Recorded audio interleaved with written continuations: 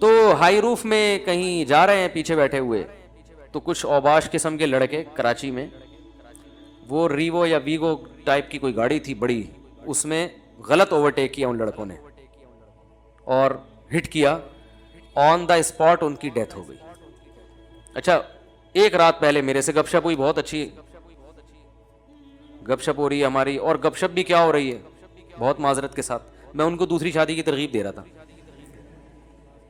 میں نے کہا آپ کے پاس اتنا پیسہ ہے، آپ خوبصورت بھی ہیں ماشاءاللہ، علم بھی آپ کے پاس بہت ہے، تو آپ کو چاہیے کسی بیوہ سے دوسری شادی کر لیں. بیوہ سے میں ترغیب دے رہا تھا ان کو. انہوں نے کہا یار میری گھر والی راضی نہیں ہے، میری وائف میرے پھڈے کر رہی ہے، میں نے بات چلائی ہے، ایک دن پہلے بھی ہوئی تھی نا، تو بات چلائی ہے، بڑا مسئلے ہو گئے، یہ نہیں ہو سکتا، اٹ از امپاسبل وغیرہ وغیرہ، آج کل نہیں. میں نے کہا بھائی دیکھو، میں نے ان کو یہ سمجھانے کی کوشش کی کہ آپ اگر مر جاتے ہیں تو آپ کی بیگم بیوہ ہو جائے گی، وہ ساری زندگی بیٹھی رہے گی پھر ایسے ہی، تو اس چیز کو معاشرے میں پروموٹ کریں. میں نے کہا آپ بھی مر سکتے ہیں، میں بھی مر سکتا ہوں، کوئی اور بھی مر سکتا ہے، تو جو حالات دوسری عورتوں کے وہ ان کے ساتھ ہو جائیں گے. تو آپ اس کی بنیاد رکھ لیں تاکہ اللہ نہ کرے آپ مرتے ہیں تو کوئی آپ کی بیوہ سے کر لے، آپ کے بچوں کو کوئی سرپرست مل جائے گا. 2-3 بچے تھے ان کے، کوئی سرپرست مل جائے گا آپ کے بچوں کو، کوئی جو ہے وہ، اور ظاہر ہے کہ خاندان میں ہی کرتا ہے نا، یعنی خاندان والے کریں تو ٹھیک ہے، غیروں میں تھوڑی بچے جا سکتے ہیں. تو میں نے کہا ہمت کریں، بہت ہمت دلائی ہے جی، میں نے گھنٹہ لگا دیا ہوگا ان کے اوپر. پھر آخر میں کہنے لگے اس زمانے میں عدل بہت مشکل ہے، برابری نہیں ہو سکتی. میں نے کہا آپ کو اللہ نے پیسہ بھی دیا، آپ متقی بھی ماشاءاللہ ہماری رائے میں، اور لوگ بھی کہتے ہیں آپ پرہیزگار آدمی ہیں، آپ کے جو پورے خاندان سے دین کے معاملے میں ٹکر لینے کے واقعات بھی مجھے معلوم ہیں. ان کے بڑے واقعات تھے کہ ایک دفعہ ان کو کہیں شبہ ہو گیا کہ میرے والد کی جو کمائی ہے اس میں کچھ شبہ ہے، تو وہ گھر سے بائیکاٹ کر لیا انہوں نے کہ میں نہیں کھاؤں گا. پھر وہ پتہ چلا نہیں ایسا نہیں ہے. میں نے کہا آپ نے کئی موقع پہ دین کے معاملے میں پورے خاندان سے ٹکر بھی لیا ہے، تو اس کا مطلب آپ میں حوصلہ بھی ہے. اس کے باوجود بھی اگر آپ عدل نہیں کر سکتے تو پھر میں نے کہا یہ قرآن سے 4 شادیوں والی آیتیں نکال دیں، یہ ایسے ہی اللہ نے نازل کر دی ہیں، دنیا میں کوئی بھی عدل کر ہی نہیں سکتے. تو اللہ نے بس جنرل نالج کے لیے بتا دیا کہ 2 بھی کر سکتے ہو مجبوری میں، لیکن پریکٹیکلی یہ ممکن نہیں ہے. تو ویسے ہی آ گئی. میں نے ان کو سمجھانے کے لیے، ہنسنے لگے، مانے پھر بھی نہیں. میں نے دیکھا ہے کہ جب میں دلائل کے انبار لگاتا ہوں لوگ ہنستے ہیں، مجھے پتا ہوتا ہے مانیں گے پھر بھی نہیں، بس ہنستے ہیں مسکراتے ہیں، ویل ڈن، زبردست دلائل آپ کے، اچھا السلام علیکم، جا رہا ہوں. ایسا ہی ہوا. اگلے دن 12 بجے مجھے خبر آئی کہ ان کے ایکسیڈنٹ میں انتقال ہو گیا. اف، مجھ پہ بڑی قیامت گزری.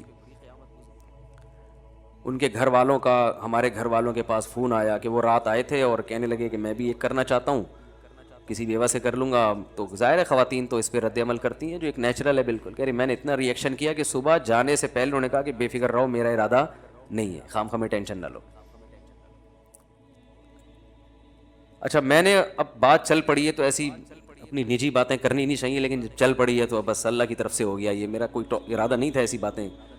تو میں نے اس وقت تازہ دوسری کی ہوئی تھی اور بہت موسٹ وانٹڈ بنا ہوا تھا میں کہ جہاں ملے کوٹو اس کو پکڑ کے. میں ٹھیک ٹھاک ٹینشن میں تھا ان دنوں میں.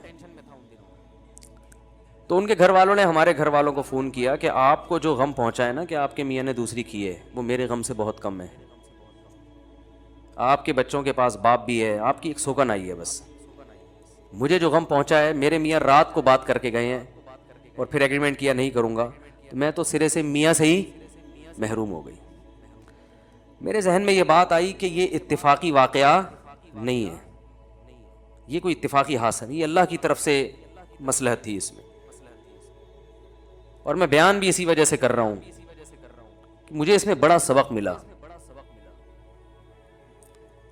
تو یہ واقعہ بھی ہے تقریباً 15 سال پرانا جو میں بیان کر رہا ہوں، 15 سال پرانا واقعہ ہے.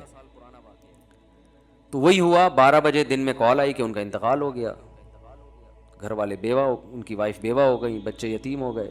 وہی پھر سب کو پتہ ہے ہمارے معاشرے میں دوبارہ شادی آسان کام بولو بھائی نہیں ہے، وہ ہوتی بھی ہے تو اس جیسا تو نہیں ملتا. دوسری کر رہے ہوتے ہیں، ہم جیسے جن کو لوگ ویسے ہی کہتے ہیں یہ ٹریک سے ہٹے ہوئے لوگ ہیں، یا وہ بہت ہی کوئی مکھنچو ٹائپ کے لوگ ہوتے ہیں وہ کر رہے ہوتے ہیں. کوئی شریف آدمی ابھی تک مجھے بہت کم لوگ نظر آئے ہیں. کم میں اس لیے کہہ رہا ہوں کہ 2-3 ہیں، وہ کہیں گے یار ہمیں شرافت سے نکال دیا آپ نے. کوئی سمجھدار آدمی, کوئی عزت دار لوگ, کوئی وہ نہیں تیار ہوتے اس کام کے لیے. تو میں کہتا ہوں یار بس یہ سوچ لیا کرو کہ بیوی میری بیوہ بھی ہو سکتی ہے, اور عورتیں بھی یہ سوچ لیا کریں کہ میں بیوہ بھی ہو سکتی ہوں. اللہ جیسے دوسری عورتوں سے اللہ نے میاں کو چھینا ہے, تو میرے میاں کو بھی اللہ مجھ سے چھین سکتے ہیں. تو معاشرے کی ایک ضرورت ہے. خیر, یہ بات یہاں سے چلی تھی کہ جب ان کی انتقال کی خبر آئی نا, میں بہت پریشان ہوا کہ یار ان کے والد نے ان کو اتنا پڑھایا, آج پھل کھانے کا وقت تھا, آج وقت تھا بھئی تاجر اپنے ایک بیٹے کو وقف کر دے, اب وہ عالم بنے, اب ماشاءاللہ دین کی خدمت کا موقع ملا, اور اللہ نے وہ خدمت ہی نہیں لی, پہلے ہی موت ہو گئی. اور موت بھی ایسے ہوئی ہے کہ ان کے لیے جو گاڑی ادارے نے رکھی تھی وہ گارڈ کے ساتھ, بڑی گاڑی کہ اس میں جائیں گے یہ, کیونکہ کراچی کے حالات بہت خراب تھے. تو ان کے والد نے کہا تھا کہ میرے بیٹے کو آپ جب بڑی گاڑی دیں گے اور گارڈ دیں گے, یہ نظروں میں آ جائے گا لوگوں کی, تو خام خام کی دشمنیاں بنیں گی. ان کو ہائی روف میں ایسی کھچاڑا سی گاڑی میں جس میں کوئی یہ سمجھے ہی نہیں کہ یہ کوئی بڑی شخصیت ہے, یہ کسی بڑے ادارے سے ان کا تعلق ہے. تو زندگی بچانے کے لیے ہائی روف کا انتظام کیا تھا, اور وہی ہائی روف موت کا ذریعہ بن گئی. اس لیے ہم کہتے ہیں زندگی کے اسباب اختیار ضرور کرو, صحت کے اسباب ضرور اختیار کرو, لیکن ہوگا وہی جو چاہے گا اللہ. جو سبب ہے وہی موت کا ذریعہ بن جائے گا اگر اللہ چاہے گا. تو ان کو تو ہائی روف میں اس لیے بٹھایا تھا کہ تاکہ ہائی لائٹ نہ ہو, کراچی کے حالات خراب ہیں, لوگ یہ نہ سمجھیں کوئی بڑا آدمی جا رہا ہے, تو خام خام دہشت گرد نشانہ بناتے ہیں ایسے لوگوں کو. اور وہی ہائی روف, کیونکہ آگے بڑی گاڑی سے بڑی گاڑی ٹکرائے تو اتنا مسئلہ نہیں ہوتا. ہائی روف تو بیچاری ویگو کے سامنے کوئی حیثیت نہیں ہے نا اس کی. تو میں جو بات کرنا چاہ رہا تھا وہ یہ کہ میں بہت پریشان رہا کہ یار اس میں کیا حکمت ہے اللہ کی. اللہ کا تو کوئی کام حکمت سے خالی نہیں ہوتا نا. اس میں کیا حکمت ہے کہ اتنے اچھے آدمی اور اتنے ہر لحاظ سے اللہ نے ان کو نوازا. ابھی شادی بھی ہو سکتا ہے کر لیتے بعد میں, وہ تو اس وقت انہوں نے انکار کر دیا. شروع میں تو سبھی کرتے ہی ہیں, بعد میں ایک دماغ میں ایک وائرس چلا جاتا ہے ان کے. میرے بیان جو بھی سنتا ہے نا, خواتین سے کہتا ہوں کہ ان کا کووڈ-19 کا ٹیسٹ کروایا کرو. ہمارا والا کووڈ-19, یہ شادی والا, یہ وائرس ایک دفعہ جو میرے پاس آ گیا یہ پھر نکلتا نہیں ہے. یہ جیسے کووڈ-19 شکلیں بدل کے آ رہا ہے نا, لندن میں کسی اور الگ ہی سٹائل میں آیا یہ, تو یہ شکلیں بدل کے آئے گا جب تک بندہ بوڑھا نہیں ہو جاتا. ہاں بوڑھا ہو جائے گا پھر وہ ایک بھی اس کو بری لگے گی, ایک کی باتیں بھی, یہ کیا شادی لگا کے رکھی گی. جب تک جوان ہے اور میرا بیان سن رہا ہے, یہ وائرس یہ تو ہوتا ہے کہ ایکٹیو نہ رہے, لیکن ختم ہو جائے یہ نہیں ہوتا. تو کسی بھی وقت ایکٹیو ہو سکتا ہے. وہ کس وقت ہوتا ہے پھر وہ الگ ٹاپک ہے, وہ پھر موضوع ہٹ جائے گا. کہ وہ بعض دفعہ آپ کہہ رہے ہوتے ہیں نہیں یہ دوسری شادی بالکل مفتی صاحب غلط باتیں کرتے ہیں, کیا ہے, لیکن زندگی کے کچھ مواقع ایسے آتے ہیں کہ آپ کو آئے گا یار اجازت ہے, ٹھیک ہے نا. کچھ ایسے موقع آ جاتے ہیں یار یہ بھی آپشن ہے, چاہے جتنا آپ انکار کریں. تو اب جب ان کی ڈیتھ ہو گئی میں پریشان, میں نے کہا اللہ اس میں تیری کیا حکمت ہے. تو مجھے جو جواب ذہن میں آیا نا, بہت بڑی حکمت یہ ہے کہ اللہ یہ بتانا چاہتا ہے کہ کوئی بھی کسی بھی ٹائم پہ مر سکتا ہے. بس یہی حکمت ہے. کسی خوش فہمی میں مبتلا ہونے کی ضرورت نہیں ہے کہ میں تو یہ ہوں, میرے تو بیانات دنیا سن رہی ہے, میرے تو فین فالوونگ بہت زیادہ ہے, ہم نے تو ابھی یہ کرنا ہے, اور آپ کا بزنس ایسا ہے, اور ابھی تو ہمارے بچے چھوٹے چھوٹے ہیں, ابھی تو اللہ تعالیٰ میری بیوی کو بیوہ نہیں کر سکتا, میرے چھوٹے چھوٹے بچوں کو یتیم نہیں کر سکتا, ابھی تو جناب میں نے جو ہے وہ پڑھائی مکمل کرنی ہے, اور پھر ابھی تو ایک سیمسٹر رہ گیا میرا, باقی سارے کمپلیٹ ہو گئے. ابھی تو میں MBBS ڈاکٹر بن گیا ہوں, 2 سال کی بس جاب رہ گئی, ہاؤس جاب, اس کے بعد تو مزے ہی مزے ہاؤس جاب ہو گئی ہے, اور بس اب تو کلینک کھولنی ہے, اور پھر جناب پیسے کمانے ہیں, اور یہ کرنا ہے اور وہ کرنا ہے. بھائی جان کوئی بھی کسی بھی ٹائم پہ مر سکتا ہے, ایسا اللہ کی طرف سے کوئی گارنٹی نہیں ہے, سمجھ رہے ہو, بلکہ اللہ دکھائے گا. اور یہ انگریزوں میں بھی ہوتا ہے جن کی صحتیں ہم سے اچھی ہیں. کل ایک ڈاکٹر صاحب سے بات ہو رہی تھی, یورپ میں ہوتے ہیں, انہوں نے کہا کہ گوروں کی یہاں صحت اتنی اچھی ہے, لیکن حیران ہوتے ہیں کہ 27 سال جوان لڑکا جس کی خوراک بھی بہت ہی حساب و کتاب سے اور فزیکل فٹنس کا ٹرینر ہے, لوگوں کو گائیڈ کر رہا ہے, وہیں کی یونیورسٹی پڑھا ہوا, لیکن ایسی بیماری ہو جاتی ہے کہ ہم حیران ہوتے ہیں اس کو کیسے ہو گئی. بیماری کا کوئی سبب نہیں ہوتا, لیکن آدمی موت کے منہ میں چلا جاتا ہے.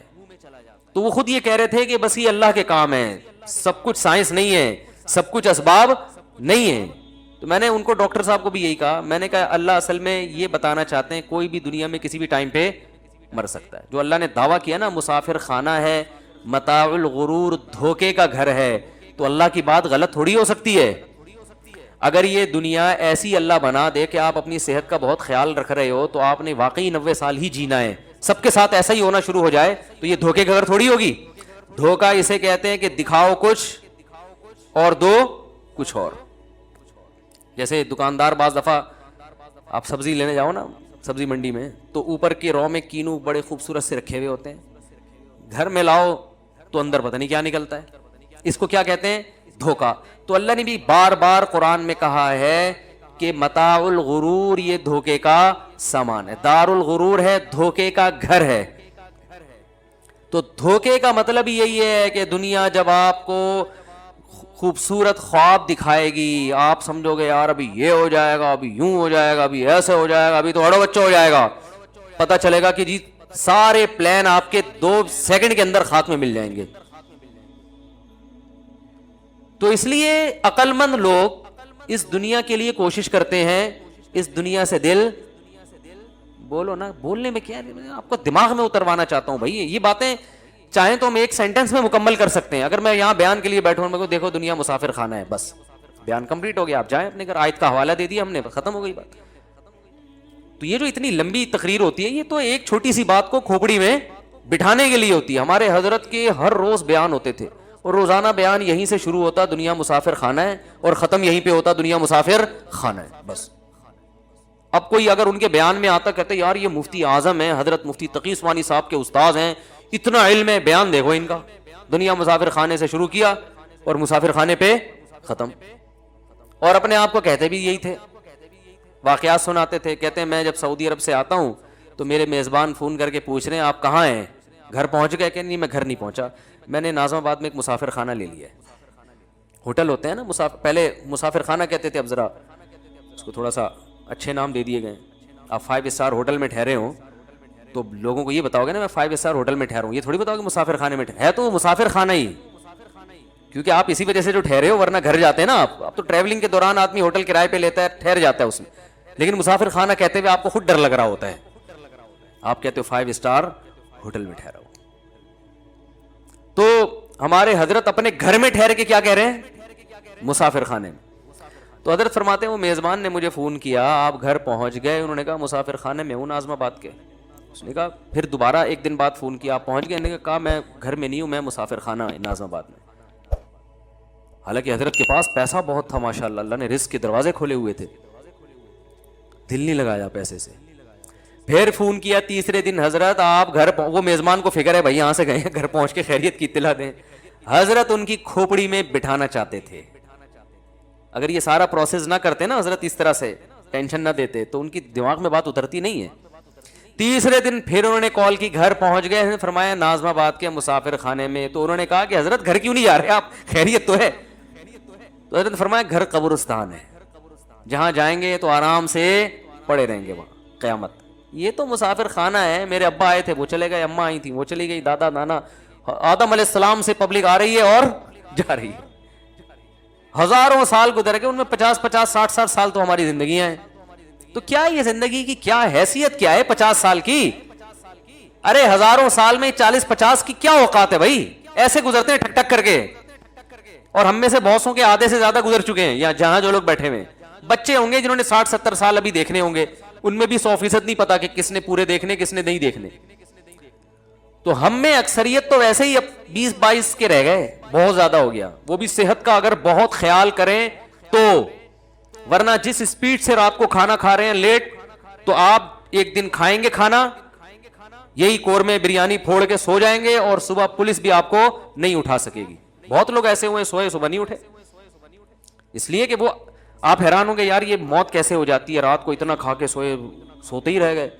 یاد رکھو جس دن صبح اٹھتے ہو نا اس دن حیران ہوا کرو کہ 1 بجے کھایا تھا کھانا, اور اتنا طبیعت سے گھی اور یہ سب چیزیں پھوڑی تھی, نان تافتان کھائے تھے, پھر بھی صبح اٹھ گئے. تو جس دن صبح اٹھا کرو اس پہ حیران ہونا چاہیے کہ اللہ کی قدرت ہے کہ اس نے زندگی ایک اور دن بڑھا دی آپ کی. ورنہ ہم جو کھا پی کے رات کو 12-1 بجے دعوتوں میں پھوڑ رہے ہیں, اس کے بعد کولڈ ڈرنک وغیرہ پی کے اور طبیعت سے سوتے ہیں, تو اٹھنا بنتا نہیں ہے, بنتا نہیں ہے اٹھنا.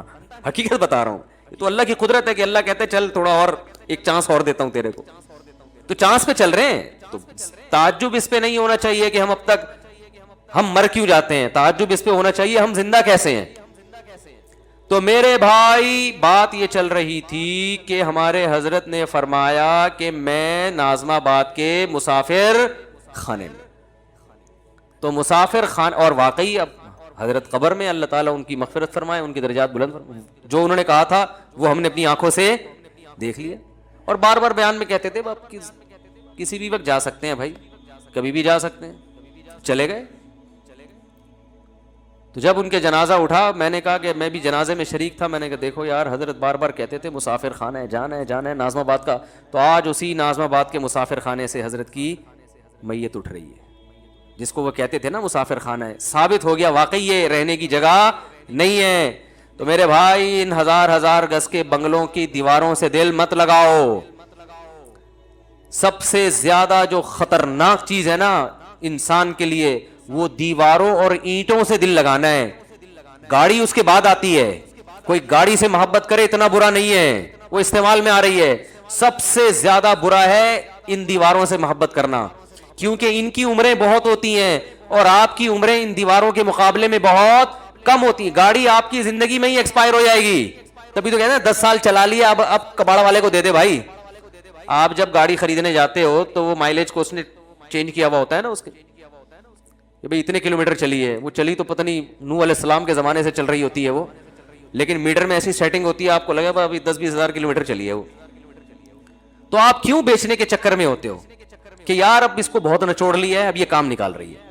تو جو آپ نے اپنی زندگی میں اس کو کیش کرا لیا, اس کی زندگی کم ہے, آپ کی زندگی, بولو نا, بولنا اس لیے پڑتا ہے دماغ میں بیٹھے گی بات.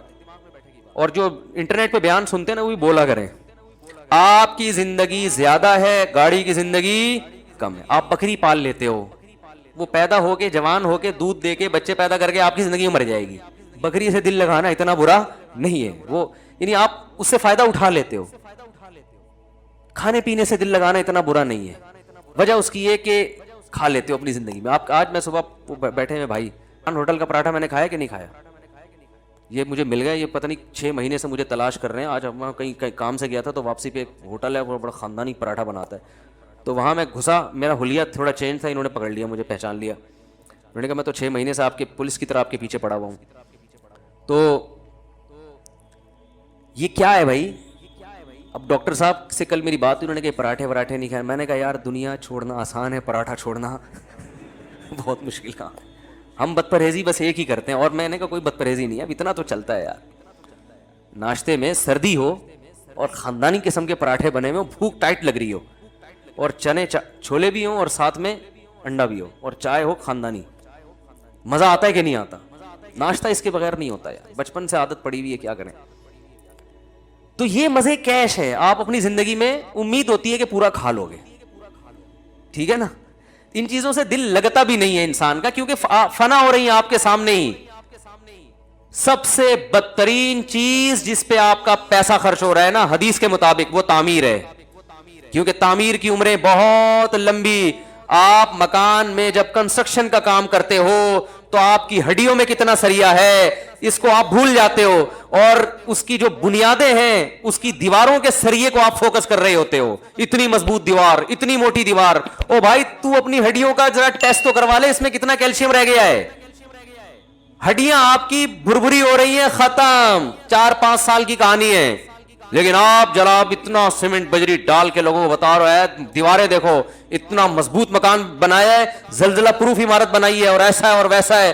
اور موت کا فرشتہ ہنس رہا ہوتا ہے کہ یار اس کو دیکھو کہ جس جسم میں یہ بندہ خود رہتا ہے وہ جسم گل سڑ کے ختم ہونے والا ہے, اور اس گلے ہوئے جسم کے لیے جو پیکنگ ہے وہ اتنی مضبوط ہے. ایسے جیسے آپ دیکھو ڈائمنڈ کی پیکنگ, اگر ڈائمنڈ جتنی مہنگی ہو سمجھ میں آتا ہے, لیکن آپ نے کوئی چائے پیک کروانی ہے, اور اس کو آپ اتنی خوبصورت پیکنگ میں آپ خرچہ کروا رہے ہو جو چائے کی قیمت سے 10 گنا زیادہ ہے, تو لوگ کہیں گے نا بھائی جو پروڈکٹ اتنی مہنگی نہیں ہے اس کی پیکنگ پہ اتنا تو نے خرچہ کر دیا. تو آپ کے لیے یہ پیکنگ ہے, جو گھر جس میں ہم رہتے ہیں اتنا مہنگا آدمی نہیں ہوتا جتنا مہنگا گھر ہے اس کا. وہ مرنے والا ہے, وہ ختم ہونے والا ہے. اس لیے پیغمبروں نے اپنی قوموں کو مکان سے دل لگانے سے منع کیا ہے. وَتَتَّخِذُونَ مَصَانِعَ لَعَلَّكُمْ تَخْلُدُونَ. ہود علیہ السلام نے اپنی قوم سے کہا تم گھروں کو ایسے بناتے ہو جیسے تم نے اس میں ہمیشہ رہنا ہے. تمہیں کیا ہو گیا؟ پہاڑوں کو نا تراشتے تھے, چٹانوں کو اتنی محنت کرتے تھے. چٹان کو تراشنا آسان کام ہے؟ تراش تراش کے اندر سے پورا پہاڑ کے اندر گھر کھڑا کر دیتے تھے. تو پیغمبر نے کہا بھائی تم اپنی ہڈیوں کو دیکھو, تمہاری عمر اتنی تھوڑی ہے, اتنی محنت کیوں کر رہے ہو؟ بھائی 4 اینٹیں لاؤ, ڈالو چھت, آرام سے ہنسی نہیں گزارو اور نکلو, جنازہ اٹھے گا, چل بھائی اب تمہارے بچے رہیں گے یہاں پہ. مسافر خانہ سمجھنے کے لیے میرے بھائی ہم تیار؟ بولو نہیں. ہر آدمی سمجھ رہا ہے میں یہاں آیا ہوں تو میں جاؤں گا ہی نہیں, یہاں سے میں جاؤں گا ہی نہیں. کیوں نہیں جائے گا بھائی تو؟ اور یاد رکھو صحت کی وجہ سے کبھی دھوکے میں نہ ہو. میں اگر صحت مند ہوں, آپ اگر صحت مند ہیں, ہم سمجھتے ہیں فٹ فاٹ ہیں, 1 سیکنڈ لگتا ہے بیمار ہونے میں, اور وجہ ڈاکٹر کی بھی سمجھ میں نہیں آئے گی. ہوا کیوں؟ ڈاکٹر کی اپنی بیماری بعض دفعہ سمجھ میں نہیں آ رہی ہوتی اس کے. مائیکل جیکسن کے میں کئی بار واقعہ بیان کیے, 50 سال کا, 2008-9 کی بات ہے, ہمارے 2 صحابہ بتاتے تھے مائیکل جیکسن کا بہت بڑا شو ہونے والا ہے, کروڑوں میں ٹکٹ بک گئے, یہ ہو گیا وہ ہو گیا. مفتی صاحب بڑی عزت دی, اگلے دن آ کے بتایا مفتی صاحب اس کا انا للہ ہو گیا مائیکل جیکسن کا. لڑکوں نے مجھے بتایا. تو میں نے کہا دیکھو, کیونکہ میرے سامنے تو پہلے اتنے واقعات آ چکے تھے, میں نے کہا بھائی کسی بھی ٹائم پہ کسی کا بھی انا للہ ہو سکتا ہے. اب لوگ باتیں بناتے رہیں گے, اس کو زہر دیا, کوئی کہے گا اس کو وہ خود ہی مرا ہے. بھائی ڈاکٹروں کا ایک پینل اس کے ساتھ 24 گھنٹے رہتا تھا. مائیکل جیکسن کوئی ہماری طرح نہیں ہے کہ کسی کے منہ پہ بھی جا کے چھینک دو تو وہ بس سوری کر کے نکل لو. مائیکل جیکسن کے منہ پہ اگر آپ چھینک دیتے تو قتل کا کیس آپ پہ بنتا کہ اس کی چھینکوں سے مرا ہے, وہ جراثیم اس نے ٹرانسفر کیا. لوگ دستانے پہن کے تو مسافے کر رہے ہیں, ہم تو کووڈ-19 میں لوگوں ایک دوسرے سے گلے مل رہے ہیں, چھینک رہے ہیں ایک دوسرے کے منہ پہ. اور مائیکل جیکسن جب کوئی وبا بھی نہیں پھیلی ہوئی, ہاتھوں میں گلوز پہن کے مسافہ کے اگلے کے جراثیم یہاں منتقل نہ ہو. خوراک وہ ہوٹل میں پراٹھے نہیں کھاتے تھے وہ لوگ, ان کی ڈائٹ ڈاکٹروں نے لکھا ہوا ہوتا تھا اتنی کیلوریز آپ نے لینی ہے, بس لے لیا. آج جتنا آپ اچھلے کودے ہو نا اس حساب سے اتنے پراٹھے بس. تو وہ اچھل کود کے حساب سے ان کے ساری ڈائٹ کا پلان ہوتا ہے کہ آج آپ نے اتنے ٹھمکے لگانے ہیں, اتنا اچھلنا ہے, اتنا کودنا ہے, اتنی کلابازیاں کھانی ہیں, اس حساب سے یہ. اور جو کمی رہ گئی ہے تو یہ کیپسول بھی کھا لیں آپ اس کے ساتھ, اس سے زیادہ نہیں.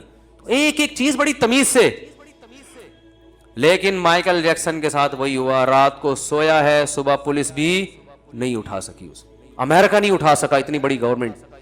کامیابی کی جب انتہا کو ایک شخص پہنچ رہا ہے اس وقت زوال کی پستیوں میں اللہ نے اس کو دھکیل دیا. کیا فائدہ لوگ اس کو اچھے القاب سے یاد کریں یا برے القاب سے یاد کریں, اس کی صحت پہ کوئی اثر نہیں پڑتا. یہ تھا وہ تھا فلانا تھا, کیا ہو گیا, جو بھی تھا نا اب تو نہیں ہے.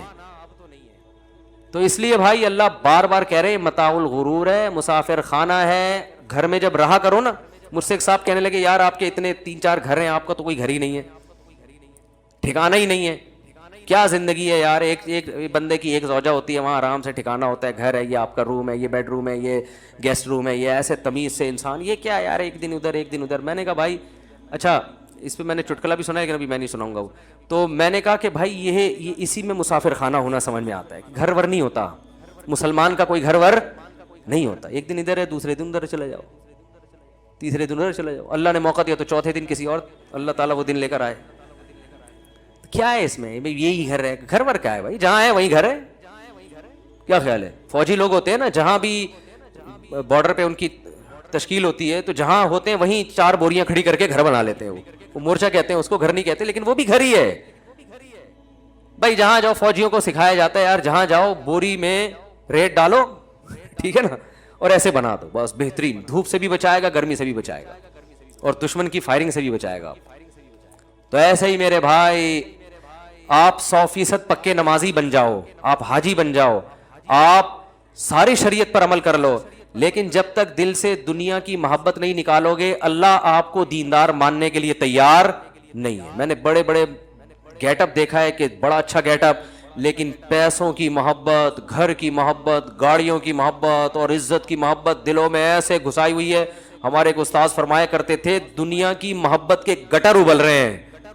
بڑے پیارے الفاظ تھے ان کے, دنیا کی محبت کے چشمے نہیں کہیں گے نا اس کو, ایک تو اللہ کی محبت کے چشمے ابلتے ہیں نا, تو فرماتے تھے دنیا کی محبت کے گٹر ابل رہے ہیں. دنیا کی محبت تو ایک گند ہے, مسافر خانے سے دل لگانا ہے تو پاگل پنا ہے, بے وقوفی ہے.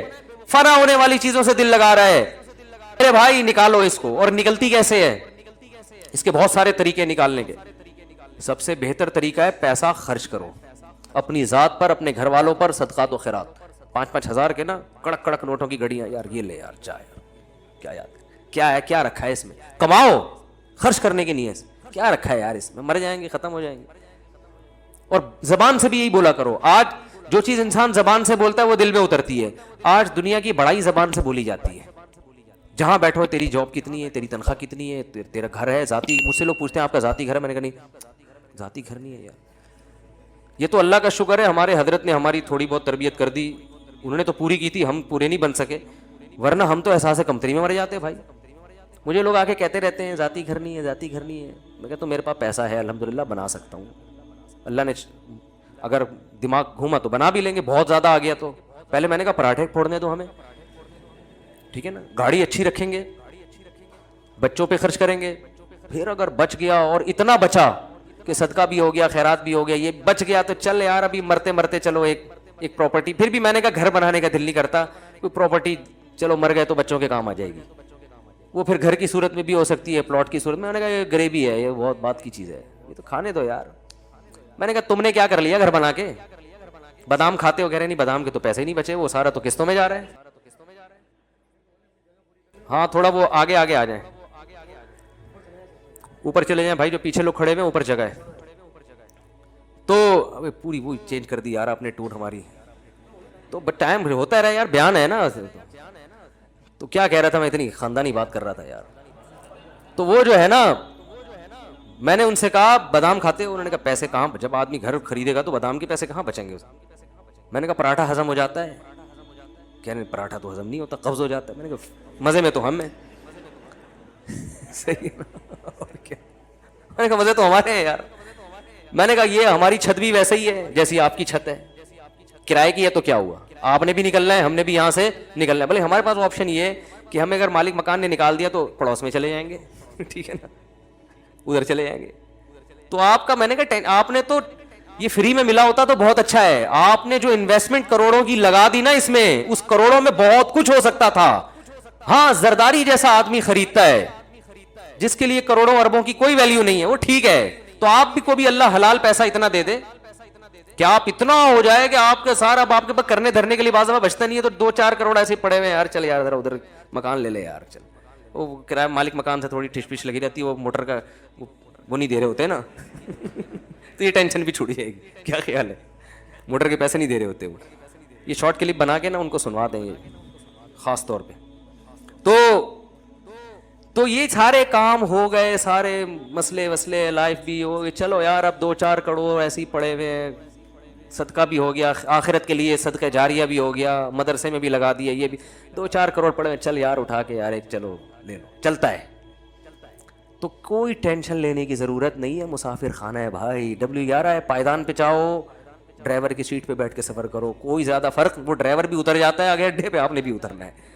اور بچوں کی بھی بہت زیادہ ٹینشن نہ لیا کرو, جیسے آپ بھی کسی کے بچے تھے, اللہ نے کھلا پلا کے بڑا کر دیا, آپ کے بچوں کو بھی اللہ کھلا پلا کے بڑا کر دے گا. اور بچے اپنی قسمت سے بنتے ہیں بھائی, جب بڑے ہو جائیں گے تو اچھے بنے برے بنے ان کی ہیڈیک ہے. آپ جب تک نابالغ ہیں ٹریننگ تربیت کرتے رہو, بڑے ہو کے سمجھدار ہیں, نیک بن گئے, اچھی بات ہے, خوش ہو جاؤ. نہیں بنے تو بھی ٹینشن نہ لو. نوح علیہ السلام سے زیادہ اپنے بچے کی کون تربیت کر سکتا ہے, وہ کافر نکلا.